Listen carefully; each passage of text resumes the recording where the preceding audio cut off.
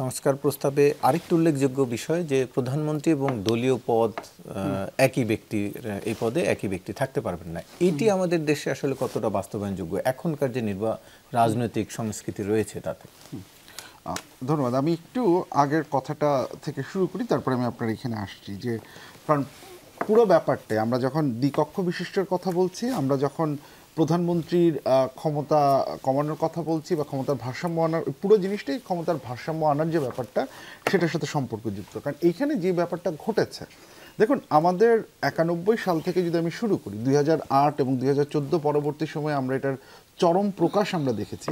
কিন্তু 91 সাল থেকেই কিন্তু হচ্ছে গিয়ে যে একজন ব্যক্তির হাতে ক্ষমতা কেন্দ্রীভূত হয়ে যাওয়া বা নির্বাহী বিভাগের হাতে ক্ষমতা কেন্দ্রীভূত হয়ে যাওয়া প্রতি 5 বছর, এই সময়টা এটা কিন্তু আমরা দেখে আসছি। তো যার ফলে আমরা একটা নির্বাচনী গণতন্ত্র বা যেটাকে আমরা ইলেকট্রাল ডেমোক্রেসি বলি সেটা দেখেছি, লিবারেল ডেমোক্রেসির দিকে আমাদের যাত্রাটা দেখিনি। কারণ পুরো সময়টা যেটা হয়েছে যে একটা রাজনৈতিক দল, সেটা যেই থাকুক না কেন, সে পুরো জিনিসটাকে কন্ট্রোল করেছে। যখন সেই রাজনৈতিক দল নির্বাচনে হেরেছে, তখন নতুন আরেকটি এসেছে, সে আবার সেই পুরনো বন্দোবস্তটি আবার চালু করেছে। এখন দ্বিকক্ষ বিশিষ্টর কথা যে আমরা বলছি, এবং আমি তারপর আপনার এখানে আসছি, এখানে দুইটা প্রশ্ন খুব গুরুত্বপূর্ণ। প্রথমত, আমি যখন দ্বিকক্ষ বিশিষ্ট এসের কথা, সংসদের কথা বলছি, তাহলে উচ্চকক্ষের নির্বাচনের প্রক্রিয়াটা কি, এটার একটা আইডিয়া আমরা পেয়েছি যে আনুপাতিক হারে। তার মানে এটাও একটা নির্বাচন, প্রপোর্শনাল রিপ্রেজেন্টেশন, যে তার মানে রাজনৈতিক দলগুলো নিম্নকক্ষে যে পরিমাণ ভোট পাবে সে পার্সেন্টেজ অনুযায়ী তার সিট বন্টন হবে। মানে আমরা যদি হিসাবে যাই, তাহলে হচ্ছে গিয়ে যে 40% ভোট পাবে, সে যদি 200 সিটও পায়, উচ্চকক্ষে তার আসন হচ্ছে 40। দ্বিতীয় যে জিনিসটি গুরুত্বপূর্ণ, আপনি দ্বিকক্ষ বিশিষ্ট করে দিলেন, এখন দায়িত্বের বন্টনের ব্যাপারটা কি হচ্ছে? যেমন আইন যখন পাশ হবে, তখন কি উচ্চকক্ষের কোনো ভূমিকা থাকবে সেই আইন পাশে কোনো ভূমিকা রাখার? দুই, এইখানে ওভারসাইট বা জবাবদিহিতার যে রেসপন্সিবিলিটি, সেটার মধ্যে কি কোনো ভাগ হবে না? জবাবদিহিতার রেসপন্সিবিলিটিটা আমরা উচ্চকক্ষকে বেশি মাত্রায় দিব। এই আলাপগুলো আমরা এখনো পাইনি, বাট এই জিনিসপত্রগুলো বোঝা খুব গুরুত্বপূর্ণ। কারণ আদারওয়াইজ এই যে ভারসাম্যর কথা যে আমরা বলছি, সেই ভারসাম্যের সেটা পাবো না। এবং পুরো জিনিসটা একটা প্যাকেজের মতো।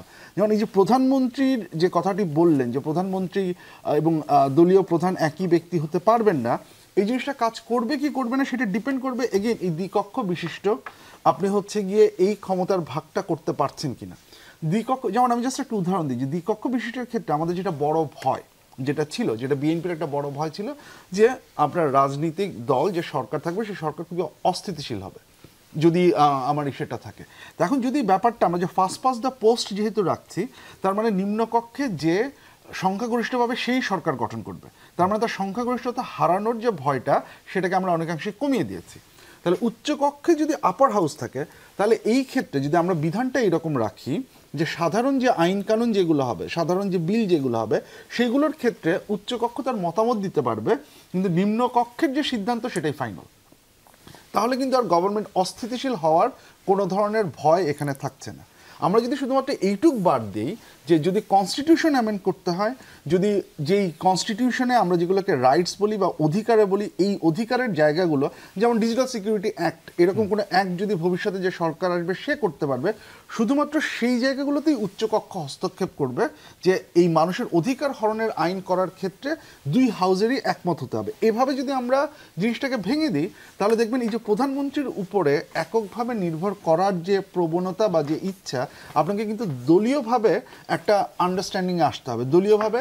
এবং সবচেয়ে যেটা বড় ইম্পর্টেন্ট বিষয়, যে আমরা যখন এক কক্ষ বিশিষ্ট যে ব্যাপারটা 91, 96, 2001, 2008 যে সময় দেখেছি, সেখানে কিন্তু যে দল নিম্নকক্ষের সংখ্যাগরিষ্ঠ, তার কথা মতে আইন কানুন সব কিছু পাশ হচ্ছে, সেই কিন্তু হচ্ছে গিয়ে মানুষের অধিকারগুলোকে হরণ করতে পারছে।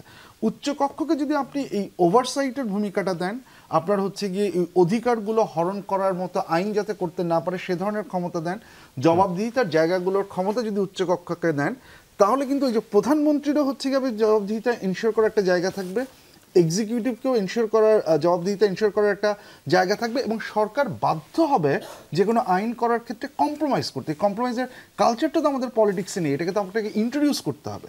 উচ্চকক্ষ একটা চমৎকার প্রক্রিয়া, যেটার মাধ্যমে হচ্ছে কি আপনি এই কম্প্রোমাইজের কালচারটাকে আপনি ইন্ট্রোডিউস করতে পারছেন।